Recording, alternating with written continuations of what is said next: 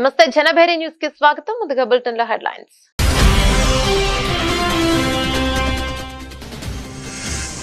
టారిఫ్లపై చర్చలు జరిపేందుకు సిద్ధమని మరోమారు ప్రకటించిన అమెరికా అధ్యక్షుడు. జపాన్, సౌత్ కొరియాల ప్రతినిధులు చర్చలకు వస్తున్నారని వివరణ.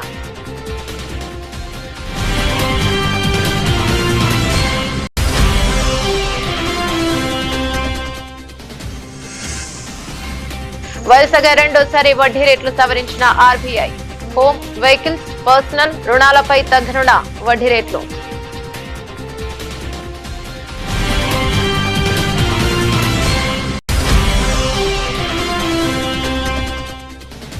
భారత్ కు రేపు 26/11 ముంబై ఉగ్రదాడి సూత్రధారి తహవూర్ రానా అప్పగింత కార్యక్రమాన్ని నిశితంగా పరిశీలిస్తున్న అజిత్ దోవల్. కేంద్ర హోంమంత్రిత్వ శాఖ.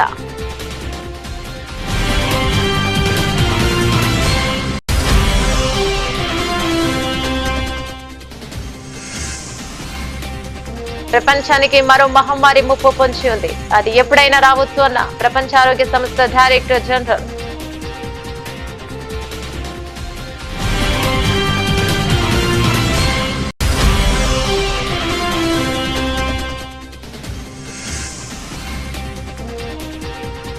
వర్క్ సవరణ చట్టం అమల్లోకి వచ్చింది. గెజెట్ విడుదల చేసిన కేంద్రం.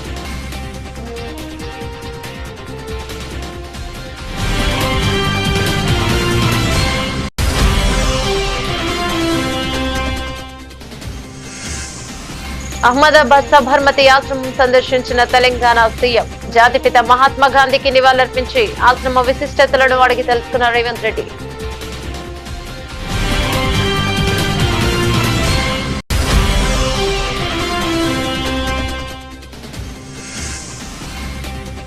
పవన్ కుమారుడు మార్క్ శంకర్ కు కొనసాగుతున్న చికిత్స. నేరుగా ఆసుపత్రికి చేరుకుని కుమారుడిని చూసిన డిప్యూటీ సీఎం.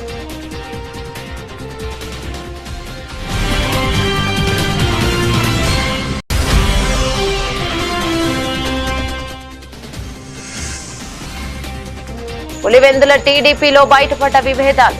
మంత్రి సవిత సమక్షంలో బాహాబాహీకి దిగిన బీటెక్ రవి, రామ్ గోపాల్ రెడ్డి వర్గాలు.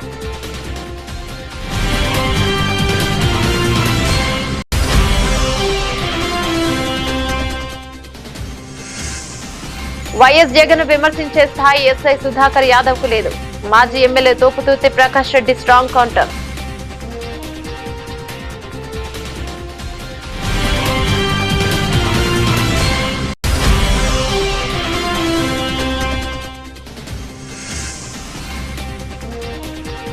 Trump tariff war. భారీ నష్టాల్లో మొదలైన భారత స్టాక్ మార్కెట్లో.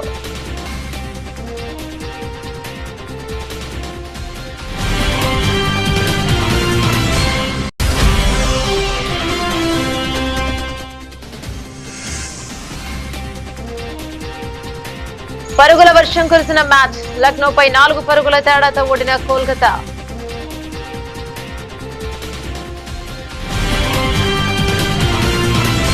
అమెరికా నుంచి భారీ ఎత్తున సుంకాలు వసూలు చేస్తున్నాయని ఆరోపిస్తూ ఆ దేశ అధ్యక్షుడు డొనాల్డ్ ట్రంప్ పలు దేశాలపై ప్రతీకార సుంకాలు విధించిన విషయం విదితమే. తమ దేశం విధించే సుంకాలకు అనుగుణంగానే ఆయా దేశాలపై తాను టారిఫ్లు వసూలు చేస్తున్నట్లు ట్రంప్ చెప్పారు. తాజాగా ఈ టారిఫ్లకు సంబంధించిన కీలక వివరాలను ట్రంప్ వెల్లడించారు. మంగళవారం వైట్ హౌస్ లో కేబినెట్ సభ్యులు మీడియా ప్రతినిధులతో మాట్లాడుతూ తాజా టారిఫ్లతో అమెరికాకు కనివిని ఎరుగని రీతిలో డబ్బు వచ్చి పడుతోందన్నారు. రోజుకు $2 బిలియన్ అమెరికా ఖజానాలో జమవుతున్నాయని తెలిపారు. అమెరికాకు దిగుమతయ్యే అన్ని వస్తువులపై వసూలు చేస్తున్న కనీస టారిఫ్ సొమ్ము కూడా ఇందులో ఉందన్నారు. కాగా టారిఫ్ల విషయంలో చర్చలకు తాను సిద్ధమని ట్రంప్ మరోసారి ప్రకటించారు. ఈ విషయంలో జపాన్, సౌత్ కొరియా దేశాల ముందుకు వచ్చాయని చెప్పారు. ట్రంప్ జపాన్ పై 24%, సౌత్ కొరియాపై 25% ప్రతీకార సుంకాలు విధించారు. దీనిపై చర్చించేందుకు ఆయా దేశాల ప్రతినిధులు వాషింగ్టన్ వస్తున్నారని ట్రంప్ వివరించారు. మరోవైపు తాను విధించిన ప్రతీకార సుంకాలకు చైనా కౌంటర్ గా 34% పన్నును విధించడంపై ట్రంప్ మండిపడ్డారు. చైనాపై అదనంగా 50% పన్ను విధించారు. చైనాపై గతంలో 20% పన్ను వసూలు చేస్తుండగా ట్రంప్ 34% ప్రతీకార సుంకాలు విధించారు. తాజాగా 50% అదనపు సుంకాలతో చైనాపై అమెరికా విధించిన పన్ను మొత్తం 104%కి చేరింది. ఈ పన్నులు బుధవారం నుంచి అమల్లోకి వచ్చినట్టు ట్రంప్ పేర్కొన్నారు. The first 4 years we had the most successful country in history in terms of economics. We had 88% increase in the stock markets. We had an 88% increase. There's never been any president that had an 88% increase. We had 88% and there are a lot of happy people. And I think we're going to do much better than that this time, because this time I'm doing what I want to do with respect to the tariffs. I think we're going to do much better.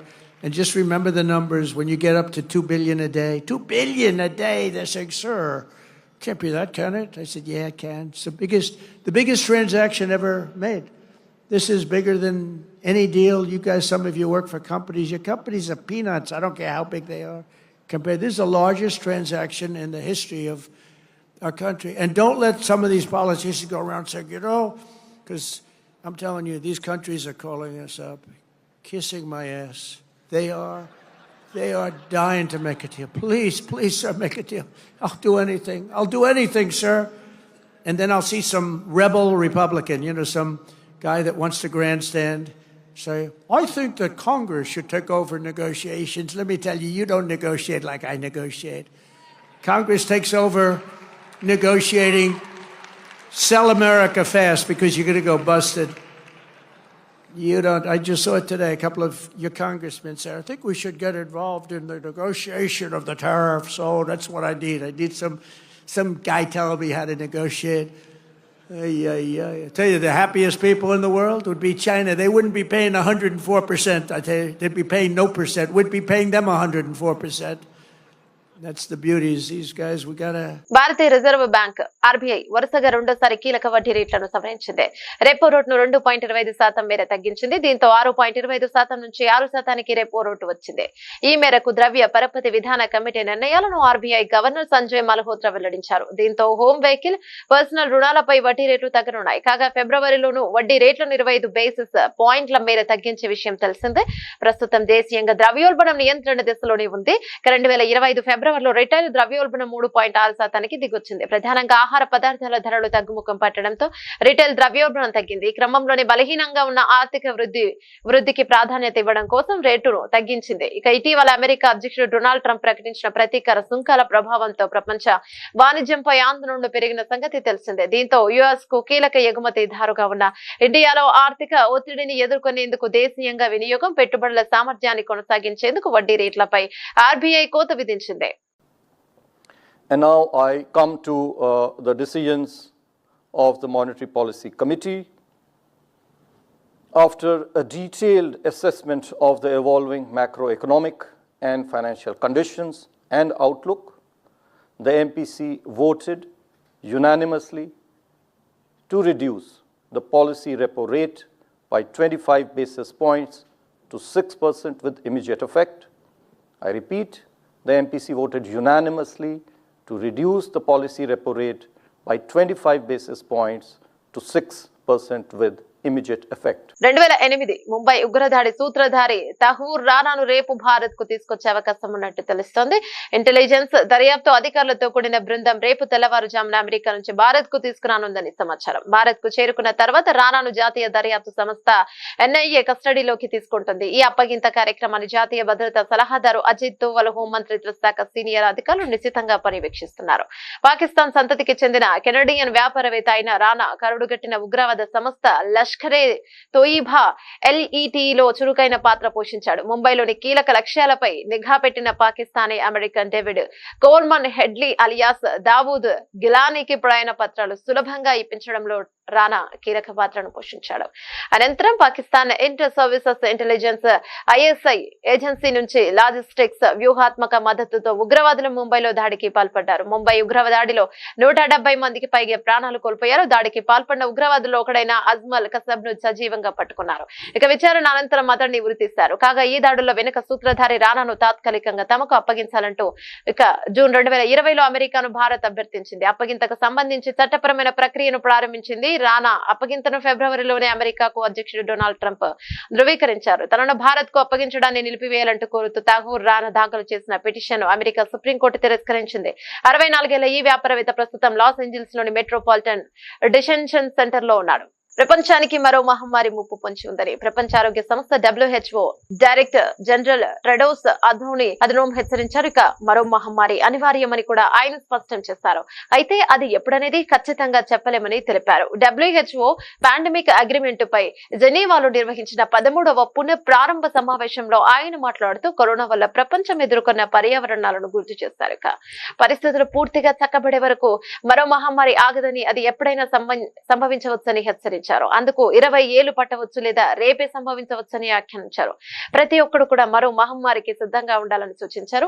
Corona సృష్టించిన విలయాన్ని మనందరం చూసామని, ఈ మహమ్మారి కారణంగా అధికారికంగా 70 లక్షల మంది చనిపోయారని చెప్పినప్పటికీ ఆ సంఖ్య 2 కోట్లు దాటి ఉంటుందని అన్నారు. ప్రపంచ ఆర్థిక వ్యవస్థ $10 ట్రిలియన్ కంటే ఎక్కువ ఆర్థిక నష్టాన్ని చవిచూస్తుందని ఆయన పేర్కొన్నారు. వర్క్స్ సవరణ చట్టం 2025 అమల్లోకి వచ్చింది. ఈ చట్టానికి సంబంధించిన బిల్లు ఇటీవల పార్లమెంట్ ఆమోదం పొందింది. విషయం తెలిసిందే. ఇక దీనిని అమల్లోకి తీసుకువస్తూ కేంద్ర ప్రభుత్వం నేడు నోటిఫికేషన్ జారీ చేసింది. పార్లమెంట్ ఉభయ సభల నుంచి ఆమోదం పొందిన ఈ బిల్లుకు రాష్ట్రపతి ద్రౌపది ముర్ము ఆమోద ముద్ర వేశారు. దీంతో వర్క్స్ సవరణ బిల్లు చట్టం మారింది. ఈ చట్టాన్ని నేటి నుంచి అమల్లోకి తీసుకువస్తున్నట్లు కేంద్రం గెజిట్ నోటిఫికేషన్ ద్వారా తెలియజేస్తుంది. ఇక మరోవైపు ఈ వర్క్స్ చట్టంపై కాంగ్రెస్, మజ్లిస్ పార్టీల ఎంపీలు, ముస్లిం సంఘాల ప్రతినిధులు సుప్రీంకోర్టును ఆశ్రయించారు. దీనికి సంబంధించి మొత్తం 15 పిటిషన్లు దాఖలయ్యాయి. ఇక ఈ పిటిషన్లను విచారణకు స్వీకరించిన సుప్రీంకోర్టు ఈ నెల 16న విచారణ చేపట్టనుంది. కేంద్ర ప్రభుత్వం కూడా కేవియట్ విశ్లేషణ దాఖలు చేసింది. తమ అభిప్రాయాలను తెలుసుకోకుండా ఎలాంటి ఆదేశాలు జారీ చేయవద్దని సుప్రీంకోర్టును కోరింది. ముఖ్యమంత్రి రేవంత్ రెడ్డి గారు అహ్మదాబాద్ సబర్మతి ఆశ్రమం సందర్శించి జాతిపిత మహాత్మా గాంధీ గారికి నివాళులర్పించారు. సబర్మతి ఆశ్రమంలో సాగిన మహాత్మా గాంధీ జీవన విధానం, ఆశ్రమ విశిష్టతలను ముఖ్యమంత్రి అడిగి తెలుసుకున్నారు. ఆశ్రమంలో గాంధీ వాడిన చెరఖాను తిప్పి దాన్ని పరిశీలించారు. అనంతరం ఆశ్రమంలో నిర్వహించిన ప్రార్థనలో పాల్గొన్నారు.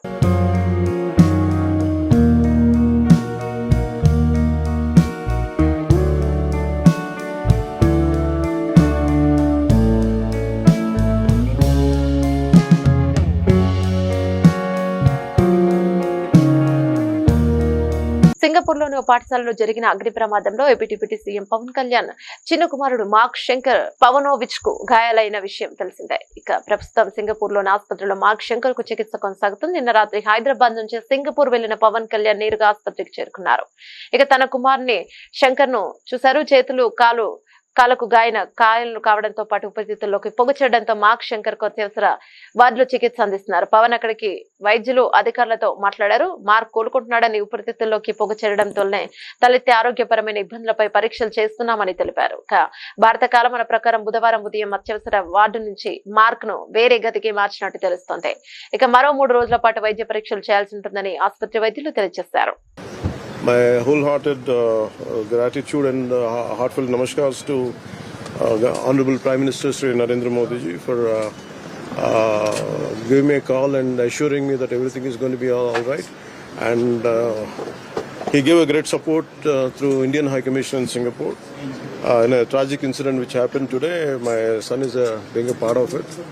And they were supposed to attend a summer camp with 30 students, and it resulted in some fire accident. And I was doing particular under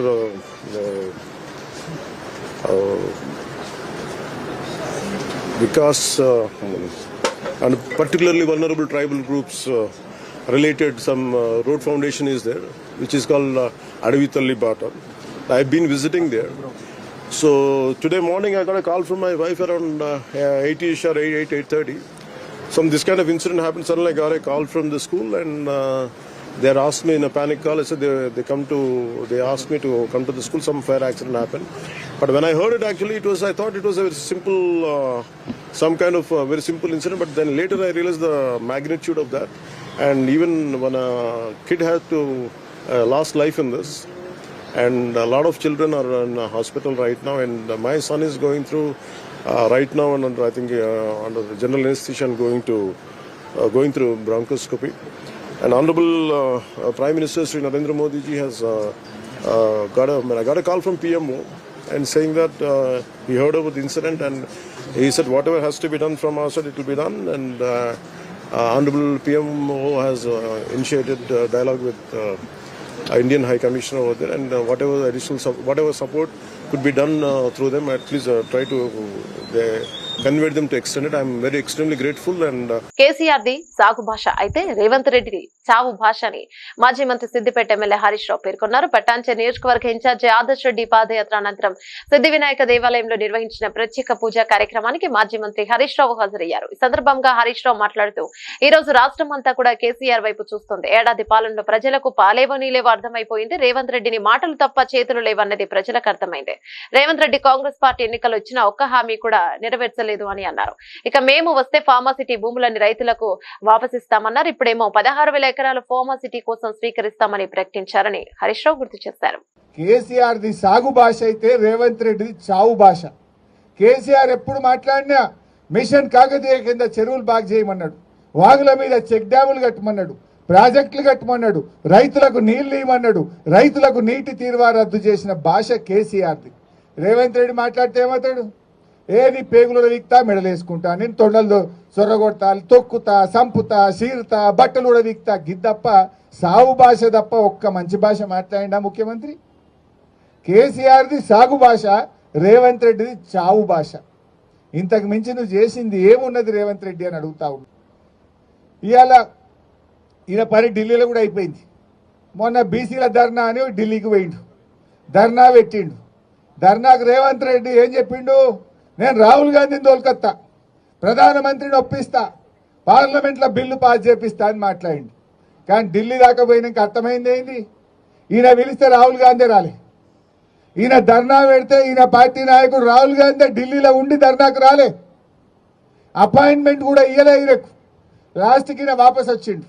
ఈయన వచ్చినాక తెల్లారి మాత్రం మిగతా పిసిసి అధ్యక్షుడు, ఉప ముఖ్యమంత్రిని అందరినీ పిలిచి సోనియా గాంధీ ఫోటోలు దిగింది, రాహుల్ గాంధీ ఫోటోలు దిగింది. రేవంత్ రెడ్డికి మాత్రం తలుపులు బంద్ పెడుతున్నారు. ఈయనని కలుస్తలేరు, వాళ్ళని పిలిచి ఫోటోలు దిగింది తప్ప ఈయన పిలిస్తే ధర్నాకు రాలే, ఈయన కలుస్తారంటే తలుపులు తెరవలే. ఇది ఇలా రేవంత్ రెడ్డి పరిస్థితి అయిపోయింది. వైసీపీ అధినేత జగన్ ఇలాఖా పులివెందులలో టీడీపీలో వర్గ విభేదాలు బయటపడ్డాయి. Pulivendula party incharge B Tech Ravi, TDP MLC Ram Gopal Reddy మధ్య చాలా కాలంగా ఆధిపత్య పోరు నడుస్తోంది. క్రమంలో ఈ రోజు పులివెందులలో జరిగిన టీడీపీ విస్తృత స్థాయి సమావేశంలో ఇరు వర్గాలకు చెందిన వారు బాహాబాహీకి దిగారు. సమావేశం జిల్లా ఇన్ఛార్జి మంత్రి సవిత ఆధ్వర్యంలో జరిగింది. ఆమె సమక్షంలోనే ఇరు వర్గాలు గొడవకు దిగాయి. వేదికపై రామ్ గోపాల్ రెడ్డి ఉండకూడదని, వేదిక దిగిపోవాలని బీటెక్ రవి వర్గీయులు నినాదాలు చేశారు. దీంతో రామ్ గోపాల్ రెడ్డి వర్గీయులు కూడా పోటీగా నినాదాలు చేశారు. ఈ క్రమంలో పోలీసులు జోక్యం చేసుకుని ఇరు వర్గాలకు సర్ది చెప్పారు. అనంతరం విస్తృత స్థాయి సమావేశం సజావుగా కొనసాగింది. రామగిరి ఎస్ఐ సుధాకర్ యాదవ్ వ్యవహార శైలి మొదటి నుంచి వివాదాస్పదంగానే ఉందని, ఆయన కారణంగానే వైఎస్ఆర్సీపీ కార్యకర్త బీసీ నేత కురుబ లింగమయ్య హత్యకు గురయ్యారని మాజీ ఎమ్మెల్యే తోపుదుర్తి ప్రకాష్ రెడ్డి మండిపడ్డారు. ఎస్ఐ సుధాకరే కారణం, ఆయనే సరిగ్గా విధులు నిర్వహించి ఉంటే కురుబ లింగమయ్య హత్య జరిగి ఉండేదని ప్రశ్నించారు. మాజీ సీఎం వైఎస్ జగన్ ఉద్దేశించి ఎస్ఐ సుధాకర్ చేసిన కామెంట్లకు ప్రకాష్ రెడ్డి బుధవారం స్ట్రాంగ్ కౌంటర్ ఇచ్చారు. 27 రాత్రి పాపిరెడ్డిపల్లి గ్రామంలో జయచంద్రారెడ్డి ఇంటిపైన దాడి చేయలేదా? ఇదే నిందితులు, హత్య కేసు నిందితులు, ఈ నేరస్తులు దాడి చేయలేదా? 28వ తేదీ దాడి చేయలేదా? మరి ఎక్కడ పోయినాయి నీ ధర్మ పన్నాలు, నీ ధర్మ సందేశాలు ఎక్కడ పోయినాయి? ఏ మూలం దాక్కున్నాయి నీ ధర్మ సందేశాలు? నీ నిజాయితీ గురించి మాట్లాడేటువంటి మాటలు ఎక్కడ నక్కినాయి? 27వ తేదీ ఇదే పాపిరెడ్డిపల్లిలో దాడి జరిగితే పోలీసులను పంపించావా? పోనీ నువ్వు వెళ్ళావు కదా, నువ్వే కదా ఎస్హెచ్ఓ, వెళ్ళావా? దాడి నిరోధించావా? ఆ దాడిని అడ్డుకున్నటువంటి కురుబ లింగమయ్య కుమారులు వారికి టార్గెట్ కాలేదా? అడ్డుకోవాల్సింది మీరు కాదా, పోలీసులు కాదా? మీరు చేయలేని పనిని తాము చేయాలనేసి ఆ దౌర్జన్యానికి ఎదురుపైన లింగమయ్య కుమారుల పైన కక్ష పెంచుకున్నది వాస్తవం కాదా? ఈ హత్య కేసుల ముద్దాయిలు పరిటాల సునీత తమ్ముడు, ఆమె తమ్ముళ్ళ కొడుకులు ఆ కురువ లింగమయ్య పైన కానీ వారి కుమారుల పైన కక్ష పెంచుకున్నది అందుకు కదా? మరి 27 దాడి జరిగి 28 దాడి జరిగి జయచంద్రారెడ్డి ఇంటి పైన నీ వైఫల్యం వల్ల 30వ తేదీ హత్య జరగలేదు అదే గ్రామంలో, లింగమయ్య హత్య జరగలే. మరి 28వ తేదీ పోలేపల్లి ఎంపీటీసీ కొడుకును ఇదే ముద్దాయిలు పిలిచి బెదిరించడం వాస్తవం కదా? నువ్వు పోయి కొండయ్య గంతిమర్రి ఎంపీటీసీని బెదిరించడం వాస్తవం కదా? ఇంత దిగజారాలనా సుధాకర్? ఎవరిని నమ్ముకొని నువ్వు చేస్తున్నావు ఇది? పరిటాల సునీత నీకు టికెట్ ఇప్పించేటువంటి సామర్థ్యం ఉందనుకుంటున్నావా? ఆమె పైన ఆమె అధిష్టానానికి నమ్మకం ఉందనుకుంటా ఉన్నావా? అవసరం తీరేంత వరకు చంద్రబాబు తర్వాత ఏ ప్రభుత్వం వచ్చినా ఆ ప్రభుత్వంతో చట్టపట్టాలు వేసుకొని పనులు చేసుకునే విధానం కాదు ఆమెది. ఆమె భర్త చంద్రబాబు నాయుడు గారిని తిట్టిన విషయం మీకు తెలిసినా, తిట్టే తిట్లు మీకు తెలిసినా, ఆమె భర్త కానీ ఆమె కుమారుడు కానీ మొన్న టికెట్ ఇవ్వలేదని బతికినప్పుడు ఆమె భర్త కానీ చంద్రబాబు నాయుడిని తొన్ని నా కొడుకు అని తిట్టినారు. చంద్రబాబు నాయుడిని తొన్ని నా కొడుకు అని తిట్టినారు పరిటాల కుటుంబం. ఎప్పుడు కూడా 4 గోడల మధ్య చంద్రబాబు నాయుడిని తిడుతుంది. వీళ్ళ ఉద్దేశం ఏంటంటే చంద్రబాబు నాయుడు వల్ల ఈ రాష్ట్రంలో తెలుగుదేశం పార్టీకి ఇమేజ్ లేదంట, పరిటాల రవి వల్ల ఈ రాష్ట్రంలో తెలుగుదేశం పార్టీకి ఇమేజ్ ఉందంట. ఇది వీళ్ళ అభిప్రాయం. మరి దీనికి అంతటికీ కారణం ఎవరు చెప్పను సుధాకర్. ఏ విధంగా అయితే ఈ కేసు నీరుగార్చే ప్రయత్నం చేశావు, నువ్వు నమోదు చేసిన ఎఫ్ఐఆర్, నువ్వు కంప్లైంట్ ఏ విధంగా తీసుకున్నావు? మీరు పోలీసులు 20 మంది ఆ హత్య సంఘటనలో పాల్గొంటే మీరు పోలీసులు వెళ్ళి అప్పటికప్పుడు ఒక కంప్లైంట్ కాగితం రాసుకొని చదువు రాని లోకజ్ఞానం లేని లింగమయ్య అన్న భార్య దగ్గరికి వెళ్ళి ఆమెతో ఏలిమూత్ర వేయించుకున్నారే. ఎలా వేయించుకున్నారు? కనీసం స్టేషన్ నుంచి ఒక ఇంక్ ప్యాడ్ తీసుకొని పోయినారా? అంత టైం కూడా మీరు ఇవ్వదలుచుకోలేదు. ఆమె కళ్ళకున్న కాటుకను చేతికి పూసుకొని, ఇంట్లో కాటుక డబ్బీని తీసుకొచ్చి చేతికి పూసుకొని, ఆ కాటుకతో కాదా మీరు ఏలిముద్ర వేయించింది? అంటే నిజాల్ని మరుగున పరచడానికి మీరు ఎంత తాపత్రయపడ్డారో అర్థం అవ్వట్లేదా సుధాకర్? ప్రధానమంత్రి ముద్రా యోజన 10వ వార్షికోత్సవం సందర్భంగా రుణాలు తీసుకున్న మహిళలతో ప్రధాని నరేంద్ర మోదీ ఢిల్లీలోని తన నివాసంలో భేటీ అయ్యారు. ఈ సందర్భంగా ఓ ఆసక్తికర ఘటన జరిగింది. ఆంధ్రప్రదేశ్ కు చెందిన ఓ మహిళ మోదీతో మాట్లాడుతూ తనకు హిందీ రాదని చెప్పారు. దీంతో పర్వాలేదు, మీరు తెలుగులోనే మాట్లాడండి అంటూ మోదీ ప్రోత్సహించారు. అనంతరం ఆమె తన నేపథ్యాన్ని వివరిస్తూ 2019లో Canara bank regional centre for training లో జనపరా నార జూట్ బ్యాగుల తయారీపై 13 రోజుల పాటు శిక్షణ తీసుకున్నారు. ఆ తర్వాత కెనరా బ్యాంక్ వాళ్ళే 2 లక్షల ముద్రా రుణం ఇచ్చారు. 2019 నవంబర్లో వ్యాపారం మొదలు పెట్టాను. క్రమం తప్పకుండా వాయిదాలు చెల్లించడంతో 2022లో బ్యాంక్ అధికారులు 9.5 లక్షల రుణం ఇచ్చారు. ప్రస్తుతం నా దగ్గర 15 మంది గృహిణులు పనిచేస్తున్నారు. వారంతా గ్రామీణ స్వయం ఉపాధి కేంద్రంలో శిక్షణ పొందిన వారే. ఒకప్పుడు అక్కడే శిక్షణ పొందిన నేను ఇప్పుడు నాలాంటి మహిళలకు బోధిస్తున్నాను. ఈ అవకాశం ఇచ్చినందుకు ఎంతో రుణపడి ఉంటానని ఆ మహిళ పేర్కొన్నారు. ఏపీ మహిళ ఎదుగుదలను ప్రధాని నరేంద్ర మోదీ అభినందించారు. నాకు హిందీ రాదు సార్, తెలుగులో చెప్తాను. అవునా సార్. సార్ నేను నాకు 2009లో మ్యారేజ్ అయింది సార్. హౌస్ వైఫ్గా ఉన్నాను 2019 వరకు. మన Canara bank RSETI central government training ఇన్స్టిట్యూట్లోనే నేను ట్రైనింగ్ తీసుకున్నాను. జూట్ బ్యాగ్స్కి 13 డేస్ ప్రోగ్రామ్. బ్యాంక్లో చెప్పి నాకు 2 lakhs loan, Mudra loan sanction చేయించారు సార్. అప్పుడు నేను 2019 నవంబర్లో నా బిజినెస్ స్టార్ట్ చేశాను. కెనరా బ్యాంక్ వాళ్ళు నన్ను నమ్మి నాకు లోన్ ఇచ్చారు సార్ 2 lakhs. ఏమీ షూరిటీ లేదు, ఎవరు నాకు సపోర్ట్ చేయలేదు. Without surety 2 lakhs loan sanction అయింది. తర్వాత 2022లో మళ్ళీ కెనరా బ్యాంకు నా రీపేమెంట్ చూసి 9.5 lakh లోన్ నాకు శాంక్షన్ చేశారు సార్. ఇప్పుడు నా దగ్గర 15 members వర్క్ చేస్తున్నారు. 2 लाख से शुरू किया, 9.5 लाख तक पहुंच गए. Yes sir. How many people are working with you? 15 members sir. 15. All are housewives, all are RCT trainees. Rural self-employment training institute में training jute. I am also jute faculty also. నాకు ఇంత అవకాశం ఇచ్చినందుకు చాలా ధన్యవాదాలు సార్. చాలా ధన్యవాదాలు. America అధ్యక్షుడు డొనాల్డ్ ట్రంప్ చైనాపై 104% సుంకాలను విధించనున్నట్టు ప్రకటించారు. అమెరికా సుంకాలపై చైనా వెనక్కి తగ్గపోవడంతో తాజాగా కొత్త సుంకాలను ప్రకటించారు. క్రమంలో వాణిజ్య యుద్ధం భయాల నేపథ్యంలో మార్కెట్లు ఒక్కసారిగా నష్టాల్లోకి చేరుకున్నాయి. ప్రారంభంలో సెన్సెక్స్, నిఫ్టీ నష్టాలు మొదలయ్యాయి. మొన్నటి రికార్డు స్థాయి నష్టాల నుంచి మంగళవారం కోలుకున్న మార్కెట్లకు చైనాపై విధించిన సుంకాలతో మార్కెట్ మరోసారి ఒడిదుడుకులను ఎదుర్కొంటున్నాయి. మరోవైపు ఇవాళ ఆర్బీఐ ఎంపీపీ నిర్ణయాలను ప్రకటించనుంది.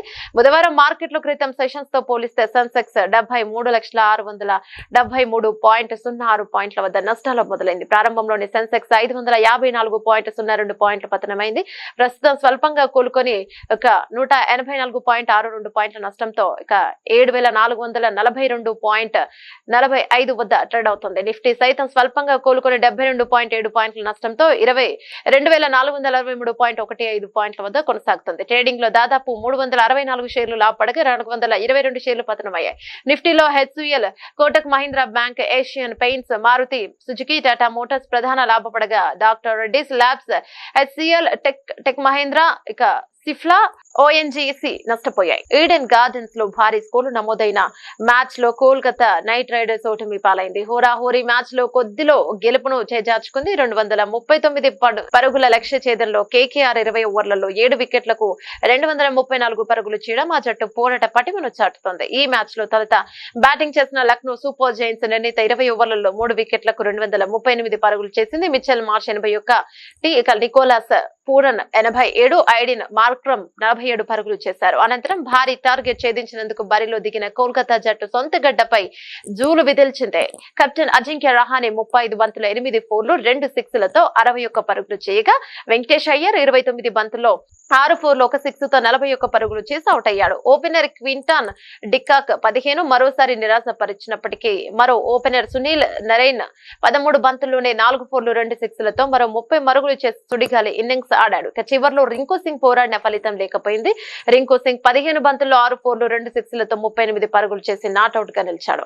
ఇక ఆఖరి ఓవర్లో కేకేఆర్ విజయానికి 24 పరుగులు అవసరం కాక కోల్కతా జట్టును 19 పరుగులకే చేసి ఓటమి పాలైంది. రవి బిష్ణోయ్ విసిరిన ఆ ఓవర్లో రింకు సింగ్ 2 ఫోర్లు 1 సిక్స్ కొట్టగా హర్షిత్ రాణా 1 4 కొట్టాడు. ఇక విజయానికి దగ్గరగా వచ్చి ఓడిపోవడంతో కోల్కతా శిబిరంలో తీవ్ర నిరాశ నెలకొంది. లక్నో సూపర్ జైంట్స్ బౌలర్లలో ఆకాశ్ దీప్ 2, సాదుల్ ఠాగూర్ 2, అవేష్ ఖాన్ 1, ఇక దిగ్వేష్ రాఠీ 1, రవి బిష్ణోయ్ 1 వికెట్ తీశారు. బులెటిన్ ముగించే ముందు హెడ్లైన్స్ మరోసారి.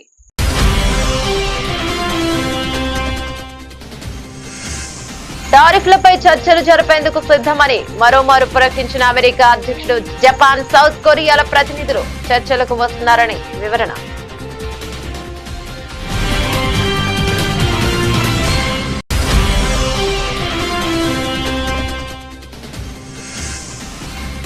వరుసగా రెండోసారి వడ్డీ రేట్లు సవరించిన ఆర్బీఐ. హోమ్, వెహికల్స్, పర్సనల్ రుణాలపై తగ్గనున్న వడ్డీ రేట్లు.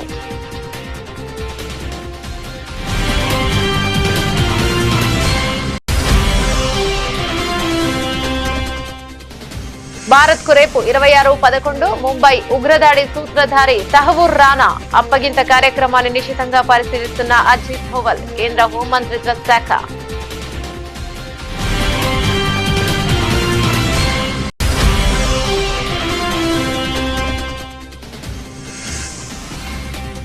ప్రపంచానికి మరో మహమ్మారి ముప్పు పొంచి ఉంది. అది ఎప్పుడైనా రావచ్చు అన్న ప్రపంచ ఆరోగ్య సంస్థ డైరెక్టర్ జనరల్.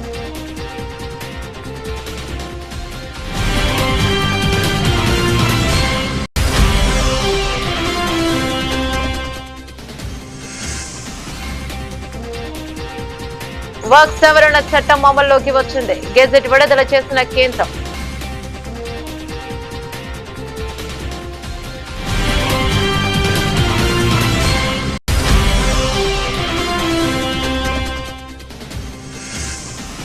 అహ్మదాబాద్ సబర్మతి ఆశ్రమం సందర్శించిన తెలంగాణ సీఎం. జాతిపిత మహాత్మా గాంధీకి నివాళులర్పించి ఆశ్రమ విశిష్టతలను అడిగి తెలుసుకున్న రేవంత్ రెడ్డి.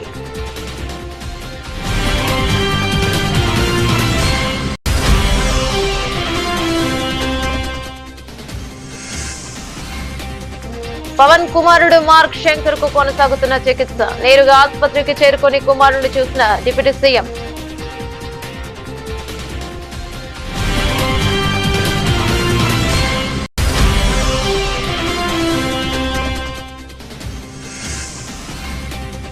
పులివెందుల టీడీపీలో బయటపడ్డ విభేదాలు. మంత్రి సవిత సమక్షంలో బాహాబాహీకి దిగిన బీటెక్ రవి, రామ్ గోపాల్ రెడ్డి వర్గాలు.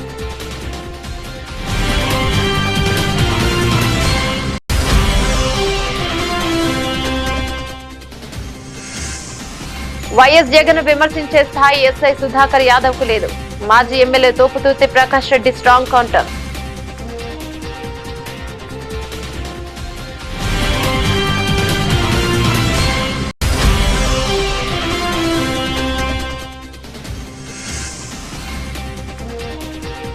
Trump tariff war. భారీ నష్టాల్లో మొదలైన భారత స్టాక్ మార్కెట్లో.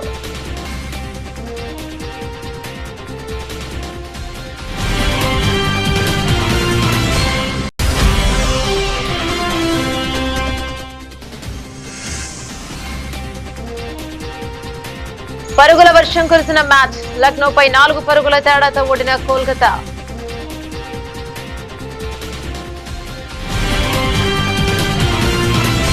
ఇవే బులెటిన్ డీటెయిల్స్. మరో బులెటిన్ మళ్ళీ కలుసుకుందాం. అందరికి సెలవు.